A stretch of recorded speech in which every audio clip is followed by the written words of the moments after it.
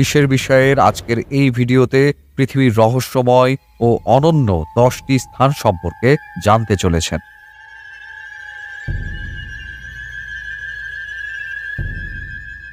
Number 10, dragon blood tree. আমাদের এই বিস্ময়কর পৃথিবীতে এমনই এক রহস্যময় গাছ রয়েছে যা কাটলে রক্ত বের হয়। এর নাম ড্রাগন ব্লাড ট্রি, যা ইয়েমেন দেশের সকোট্রা শহরে পাওয়া যায়। যখনই এসব গাছ কাটা হয় তখনই তা থেকে রক্ত বের হতে থাকে। প্রতি বছর হাজার হাজার পর্যটক এই দৃশ্য দেখতে ইয়েমেন দেশে পৌঁছায়।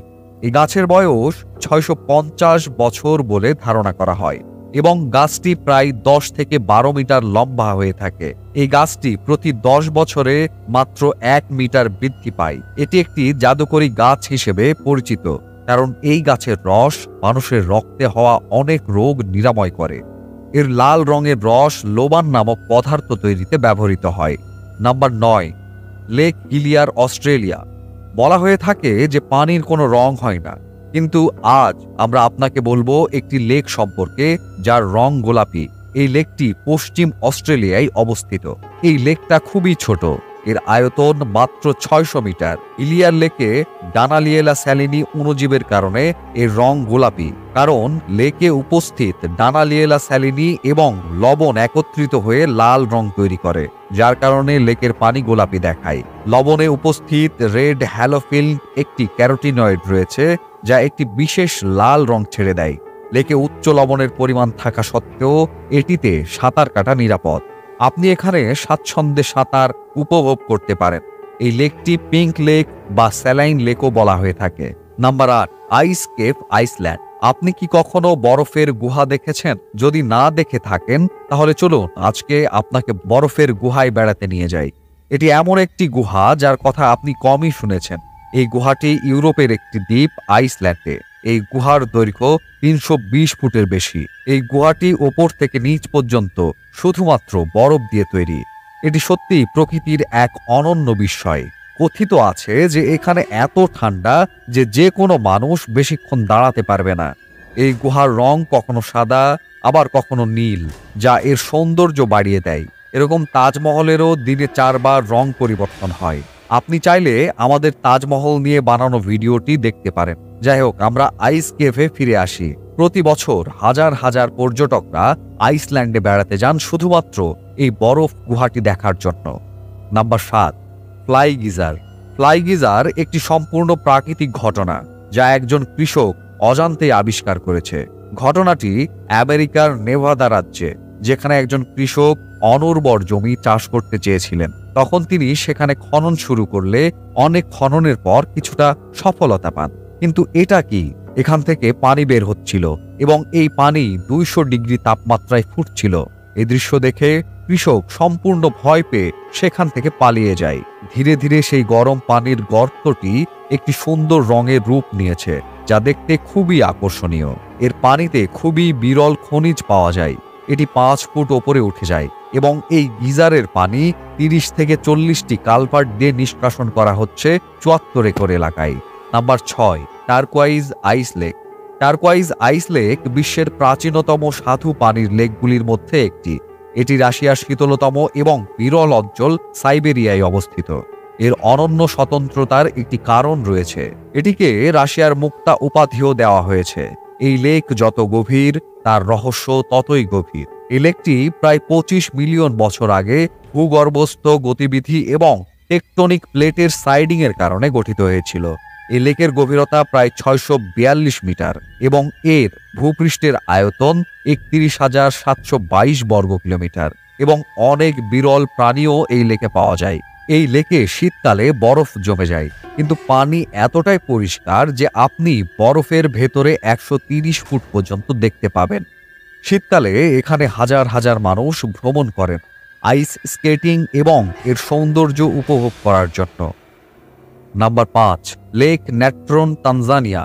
আপনি নিশ্চয়ই রাজা মিডাসের গল্প শুনেছেন। সে যাকে স্পর্শ করে তাই সোনা হয়ে যায়।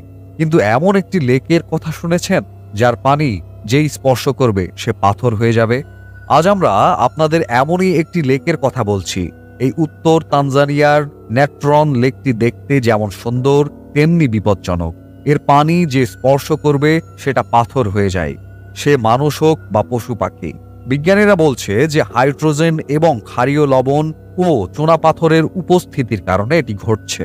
লেকের তাপমাত্রাও ৬০ ডিগ্রিতে পৌঁছে যায়। পানিতে যে উপাদান পাওয়া যায় তা আগ্নেয়গিরির ছাইতেও পাওয়া যায়। এই উপাদানটি মিশরীয়রা মমি সংরক্ষণে ব্যবহার করত। Number ৪, glowworms cave, New Zealand. শুধু কল্পনা করুন যে একটি অন্ধকার দীর্ঘ সুড়ঙ্গের মধ্যে কোথাও থেকে হালকা নীল রঙের একটি উজ্জ্বল আলো আসছে। এটা ভাবতেই রোমাঞ্চকর লাগছে, তাই না? আসলে আপনি নিউজিল্যান্ডের সমুদ্র উপকূলে এমন একটি দৃশ্য দেখতে পাবেন যা নিউজিল্যান্ডের উত্তর দ্বীপে অবস্থিত। এখানে প্রচুর পরিমাণে গ্লোওয়ার্ম দেখা যায়, যেগুলো জৈব উজ্জ্বল প্রজাতির এবং শুধুমাত্র এখানেই পাওয়া যায়। এই প্রাণীগুলি একটি বিশেষ রাসায়নিক প্রক্রিয়া সম্পাদন করে আলো তৈরি করে। এই আলো তার শিকারকে আকর্ষণ করার জন্য।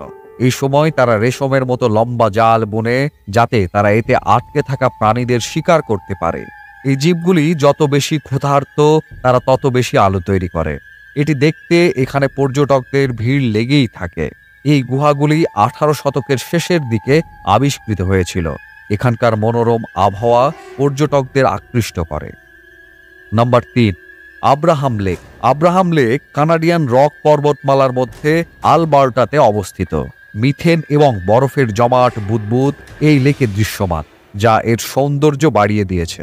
এই বুদবুদগুলি লেকের অভ্যন্তরে উপস্থিত ব্যাকটেরিয়া দ্বারা নির্গত হয়, যখন লেকে উপস্থিত কোনো প্রাণী তার খাবার তৈরি করে। শীতকালে বুদবুদ আকারে গ্যাস জমে যায়।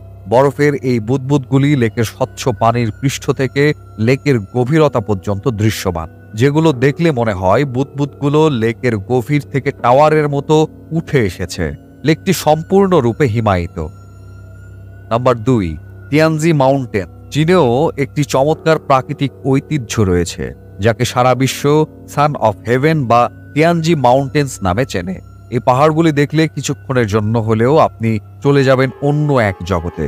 এই সমগ্র এলাকায় মার্বেলের অসংখ্য উঁচু পাহাড় রয়েছে, যার মধ্যে সর্বোচ্চ শৃঙ্গের উচ্চতা সমুদ্রপৃষ্ঠ থেকে ১,২৬২.৫ মিটার। আরেকটি বৈশিষ্ট্য হলো এখানকার আবহাওয়া, যা প্রতি মুহূর্তের মধ্যে বদলে যায়। কখনো খুব পরিষ্কার আকাশ হয়ে ওঠে, আবার কখনো পুরো এলাকা মেঘে ভরে যায়। এই সময়ে যদি কেউ উঁচু থেকে দেখেন, তাহলে সায়েন্স ফিকশন সিনেমার মতো একটি দৃশ্য দেখতে পাবেন, যেখানে মেঘের ওপরে অসংখ্য চূড়া দৃশ্যমান। চীন সরকার এই পুরো এলাকায় সৌন্দর্য দেখার জন্য ক্যাবল কারের ব্যবস্থা করেছে এবং পাহাড়ের সাহায্যে পথও তৈরি করেছে। নাম্বার ১, ডোর টু হেল বা জাহান্নামের দরজা। তুর্কমেনিস্তানের দারভাজা গ্রামে অবস্থিত।